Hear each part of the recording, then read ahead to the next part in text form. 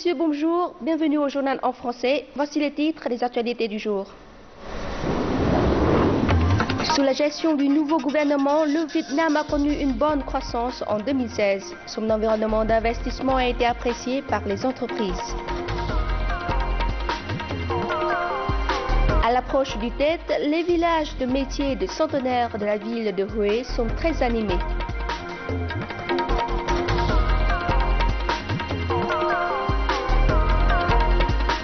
En 2017, le ministère des Sciences et des Technologies veille à l'application de la loi sur la propriété intellectuelle afin d'améliorer l'environnement des affaires du Vietnam.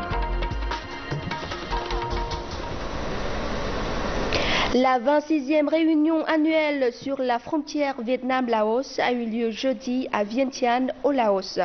Le vice-ministre Lê Hoài Trung, président du comité national de la frontière, y a représenté le Vietnam.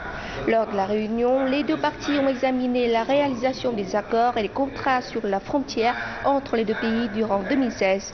Elles ont également examiné les contenus du projet de multiplication et de restauration des bornes frontalières. Le Vietnam et le Laos ont apprécié la réalisation du projet de gestion de l'immigration et du concubinage à la frontière Vietnam-Laos. Les deux parties ont convenu des mesures et des orientations de coopération en 2017, dont l'adoption de l'accord sur les règles de gestion de la frontière et des portes frontalières Vietnam-Laos. Le Vietnam et le Laos sont enfin unanimes pour coopérer dans la réhabilitation des infrastructures routières à la frontière des deux pays.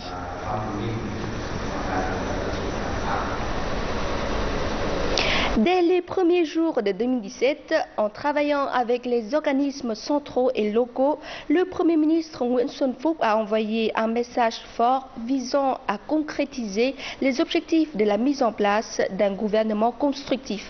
Ce message a été répété durant l'année 2016.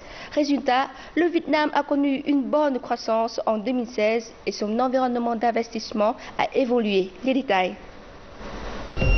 1000 modèles de tissus importés chaque mois doivent être testés pour le formaldéhyde selon les règles du ministère de l'Industrie et du Commerce.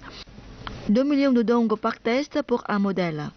Chaque année, si une entreprise standard dépense quelques milliards de dong, le secteur de textile doit dépenser 3 000 milliards de dong.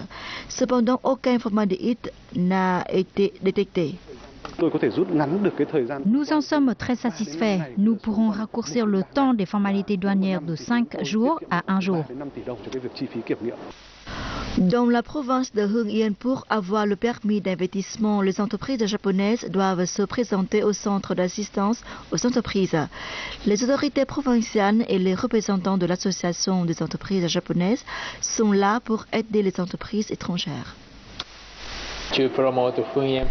Plusieurs entreprises japonaises s'intéressent à l'industrie auxiliaire vietnamienne. Notre objectif est de servir les entreprises pour qu'elles puissent comprendre clairement l'environnement d'investissement au Vietnam. En 2016, le nouveau gouvernement a lancé un message fort pour la construction d'un gouvernement qui agit pour la satisfaction des habitants et des entreprises. D'abord, en matière de formalités administratives, ces dernières ont connu un progrès par rapport à la période précédente, un vrai changement. Le gouvernement a connu un changement dans le processus de gestion. Cela facilite les activités des entreprises. Selon les statistiques de l'Association des PME vietnamiennes, les dépenses non officielles des entreprises dans les domaines comme les impôts, les douanes et la création de nouvelles entreprises ont diminué de 28% en 2016, contribuant au développement des entreprises ces derniers temps. La foire des produits japonais a débuté jeudi à Hanoï. Elle regroupe 100 stands d'entreprises venues du Japon ainsi que des agences et des filières des entreprises vietnamiennes d'importation de produits japonais. Kiwang nous en dit plus. Des produits ménagers, des produits de textile et de confection, des produits cosmétiques ainsi que des produits pour enfants. Des centaines d'articles japonais ont été présentés aux consommateurs vietnamiens. J'ai vu certains articles produits au Japon, mais certains viennent de Chine. Ce sont des usines japonaises en Chine. J'ai vu aussi des fruits japonais qui existent déjà au Vietnam. Quand j'étais petite, je vivais au Japon et j'aimais les objets japonais. Ces derniers sont très adaptés aux Vietnamiens car les habitudes des Japonais ressemblent beaucoup à celles des Vietnamiens. Le type de distribution comme la vente via le système des supermarchés avec des produits de marque ou via des foires comme celle-ci. Cela nous permet d'être directement en contact avec les consommateurs pour leur présenter les meilleurs produits. Dans le contexte de l'intégration internationale, l'ouverture du marché vietnamien aux exportateurs étrangers répond aux besoins des consommateurs. Cela permet aussi de tisser des relations entre les entreprises. Le fait que les produits japonais soient importés au Vietnam via les foires permet aux entreprises de présenter directement leurs produits aux consommateurs vietnamiens.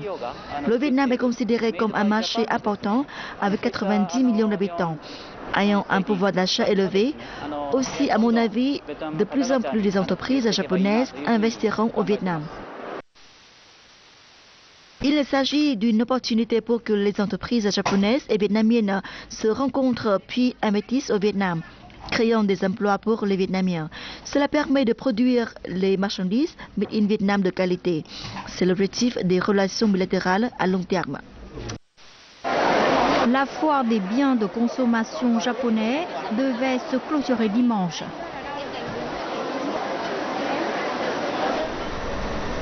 À l'approche du Tết, les villages de métiers connaissent le pic de leurs activités. Dans l'ancienne cité impériale de Huế, les villages de métiers de centenaires perpétuent leurs traditions et fournissent des marchandises pour la plus grande fête vietnamienne. Les métiers traditionnels sont des sources de revenus considérables pour de nombreux foyers à chaque fête du Tết. Tout de suite, les détails. Chaque année, vers le début du 12e mois du calendrier lunaire, la famille de M. Trần Hữu Nam commence à préparer du gingembre confit. Au profit de 60 000 dong le kilo, ce produit lui rapporte suffisamment d'argent pour célébrer correctement le nouvel an lunaire. Plusieurs autres foyers de ce village font également du gingembre confit. Ce métier traditionnel se transmet dans notre famille de génération en génération. C'est pourquoi je continue à faire du gingembre confit comme mes parents et mes grands-parents avant moi. À l'aval du fleuve du parfum, les villages de Sing et de Thanh Tiên dans le district de Phu Vang sont également des villages de métiers réputés de Huế. Depuis plus de 300 ans, ils font des peintures folkloriques et des lotus en papier. Grâce à la fabrication de fleurs de lotus en papier, je peux gagner ma vie et aider ma famille. La province de Thừa Thiên Huế compte 88 villages de métiers, dont plusieurs produisent des marchandises pour le nouvel an lunaire. Les métiers traditionnels apportent des revenus stables aux habitants. Beaucoup de foyers ont connu du succès grâce à ces métiers. Grâce à la production du gingembre confit, les conditions de vie de plusieurs foyers se sont nettement améliorées. Les autorités locales ont également accordé des prêts à taux préférentiels aux fabricants. Malgré la concurrence des produits fabriqués industriellement, les produits traditionnels des villages de métiers contribuent toujours à la préservation des valeurs précieuses du nouvel an lunaire et demeurent un moyen de subsistance indispensable pour beaucoup de personnes. Et le journal continue avec les taux de change et l'indice boursier du Vietnam.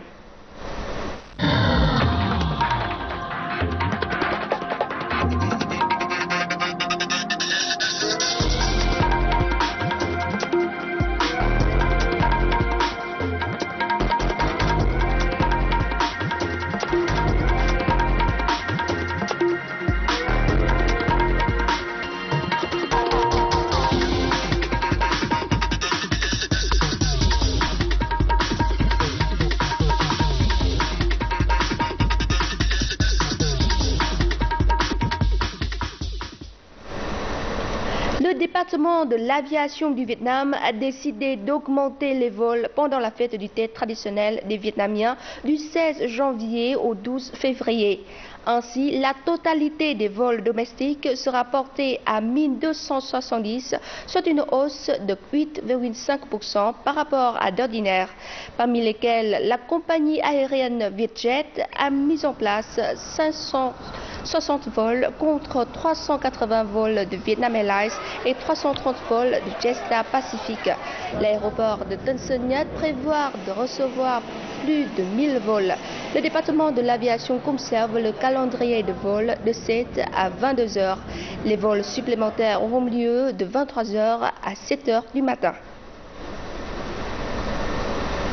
Le Premier ministre Nguyễn Xuân Phúc a participé mercredi à Hanoï à une visioconférence sur les sciences et technologies au service du développement socio-économique.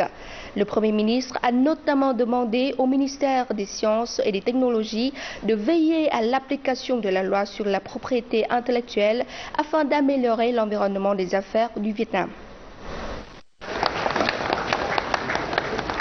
Selon lui, la compétitivité du Vietnam dans le domaine des sciences et technologies reste faible et le chef du gouvernement a déterminé 6 facteurs pour y remédier. Il s'agit de l'institution, des mécanismes, de l'environnement, des ressources humaines et financières, des infrastructures, de la capacité d'intégration et de la compétence administrative en matière de sciences et technologies. Depuis février 1976, le Congrès du PCV 4e mandat a identifié la révolution scientifique et technologique comme l'élément essentiel du développement national. Mais au bout de quelques décennies, les progrès sont minimes, ce qui entraîne la perte des talents. Le chef du gouvernement a insisté sur la création de mécanismes plus favorables pour encourager les talents à contribuer au développement du pays.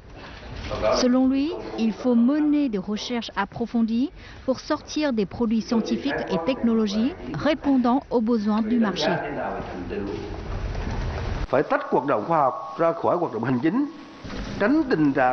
Il faut un mécanisme afin de simplifier les démarches administratives des études scientifiques. Il vaut mieux penser aux résultats des recherches plutôt qu'aux démarches pour y arriver.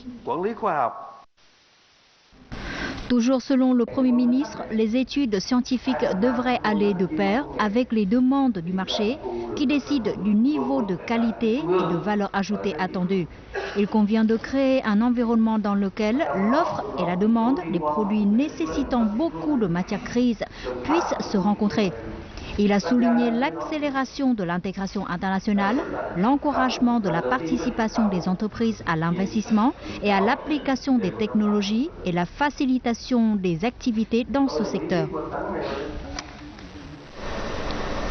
Voici maintenant 2 autres informations touristiques, les commentaires de Kiwang.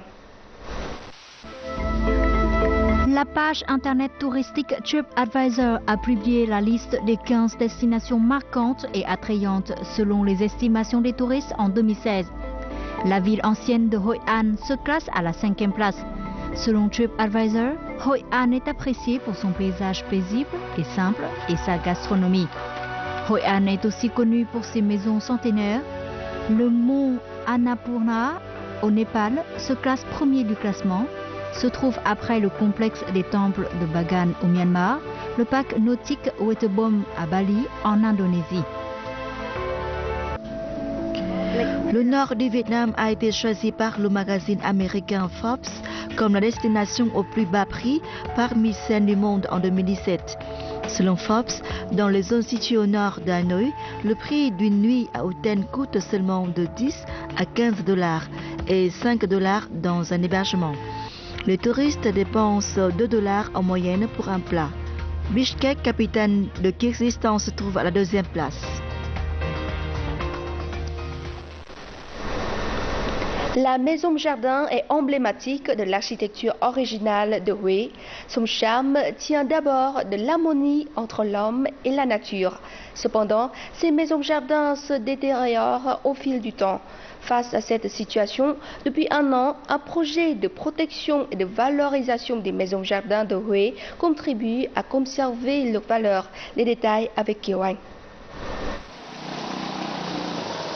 La maison jardin Phu-Mộng Viên a été construite au début du XXe siècle. Elle est emblématique des maisons jardins de Huế.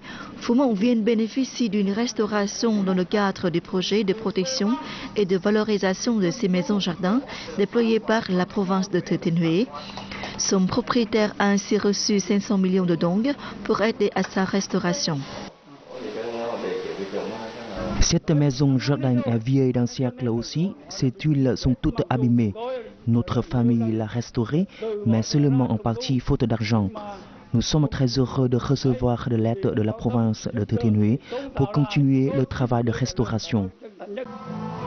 Dans le cadre du projet politique d'assistance, de protection et de valorisation des valeurs des maisons jardins de Huế, les maisons jardins ont été sélectionnées pour bénéficier d'une rénovation. Pour chaque maison, son propriétaire reçoit de 400 à 700 millions de dong. Il bénéficie également de taux d'intérêt préférentiels et d'une exonération de taxes foncières. D'ici fin 2017, 5 maisons jardins seront restaurées. À présent, dans la liste des projets bénéficiant d'une restauration et de protection des maisons jardins, 14 d'entre elles seront restaurées entre 2016 et 2020. Cependant, selon les statistiques, 40 autres sont dégradées. Nous continuons d'examiner les maisons restantes. La rénovation et la lutte contre la dégradation de ces maisons sont nécessaires pour préserver leurs valeurs. Cela permet de valoriser leur exploitation touristique.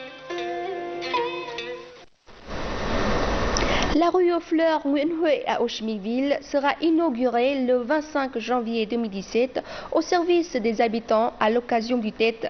À présent, les préparatifs sont achevés à 80%. La rue aux fleurs aura de nombreux types de fleurs et d'arbres d'agrément. Les images de coq seront présentées partout car l'année 2017 est celle du coq. On trouvera également la famille du coq et les paniers à coq. La rue aux fleurs apportera à Ho Chi Minh Ville une nouvelle physionomie à l'occasion de la fête du Tết.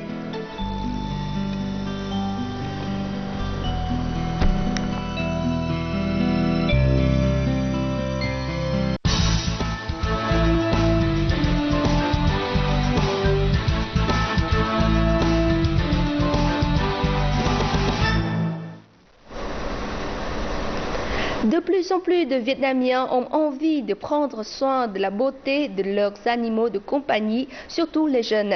Ces services sont de plus en plus variés et professionnels. Lavage, brossage ou rasage, teinture de fourrure, soins des ongles et même organisation d'obsèques et de requiem pour animaux de compagnie.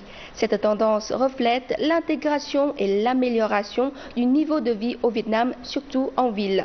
Nous en saurons plus sur les soins de beauté pour les animaux de compagnie à Hanoï à travers le reportage qui suit. Phương Lan est l'une des rares personnes à Hanoï qui offre des soins de beauté pour animaux de compagnie. Il y a 3 ans, après avoir suivi des cours en Thaïlande sur ce sujet, elle est revenue au Vietnam ouvrir ce spa très particulier.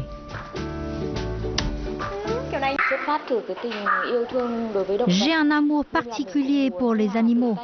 Je veux qu'ils bénéficient des mêmes soins que l'homme.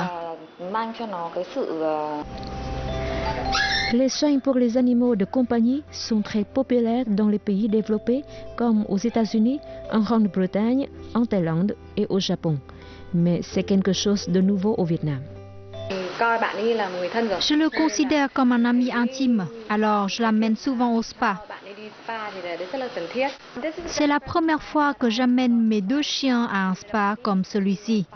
Quelle expérience formidable! C'est aussi la première fois que je vois leur réaction dans un nouvel environnement, en contact avec les gens et d'autres animaux. C'est très intéressant. Offrir des soins de beauté pour les animaux de compagnie n'est pas un métier facile. Comme tous les autres stylistes, ceux pour les animaux doivent avoir le sens de la mode et un goût esthétique. Il faut environ 3 ans pour devenir un styliste pour animaux de compagnie. Dans le monde entier, beaucoup de stylistes pour animaux de compagnie ont montré le talent et le goût lors des concours de beauté. Outre ses compétences, les stylistes pour animaux de compagnie doivent avoir de la patience et un amour particulier pour les animaux en général.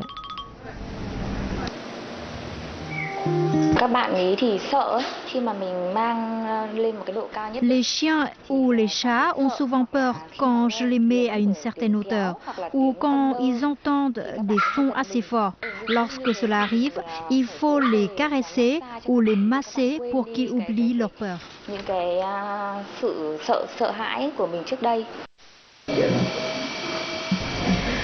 Vous pouvez soigner vous-même vos animaux de compagnie ou les confier à des spas de beauté. En cas d'absence du domicile pour quelques jours, même pendant une longue période, ne vous inquiétez pas. Vous pouvez envoyer vos animaux de compagnie à des hôtels spécialisés. Là-bas, ils peuvent bénéficier des soins de qualité, y compris la manucure, le massage et les soins de santé.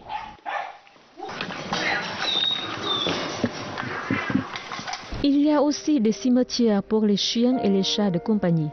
Celui-ci, situé dans le quartier de Hoàng Mai au sud de Hanoï, est le lieu de repos de plus d'1 millier de chiens et de chats. Ils sont aussi organisés des funérailles et des cérémonies de requiem pour les animaux de compagnie. Au Vietnam, ceci est le premier cimetière et temple dédié aux animaux de compagnie défunts. C'est une façon de prendre soin de leur esprit. Poussé par son amour spécial pour les chiens et les chats, cet homme a consacré son argent et son cœur à construire ce cimetière très particulier. D'après lui, au fur et à mesure de l'amélioration du niveau de vie, les animaux de compagnie prennent une place de plus en plus importante dans la vie des Vietnamiennes. Lorsque j'ai construit ce cimetière, on m'a dit que j'étais fou, mais j'étais déterminé à le faire. Je suis sûr que les personnes qui y viennent incinérer et enterrer leurs chiens ont un cœur très généreux. Certains pensent que la mort est la fin de tout et certains croient en la réincarnation. Je suis bouddhiste, je crois en la réincarnation. Cet hôtel, qui sert aussi de cimetière pour animaux de compagnie, est devenu une véritable attraction depuis quelques années en raison de la demande croissante en services de soins pour les animaux de compagnie, en vie ou décédés.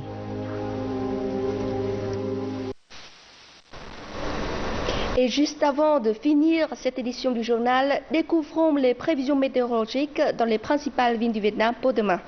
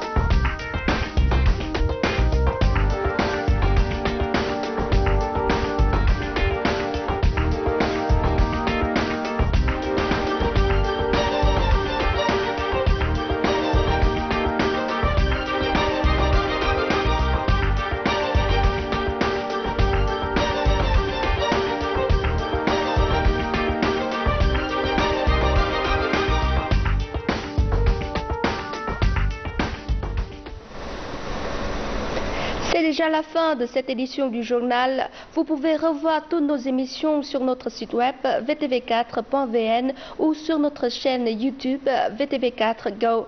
Merci pour votre fidélité. Excellente suite de programmes sur VTV4. Au revoir et à bientôt.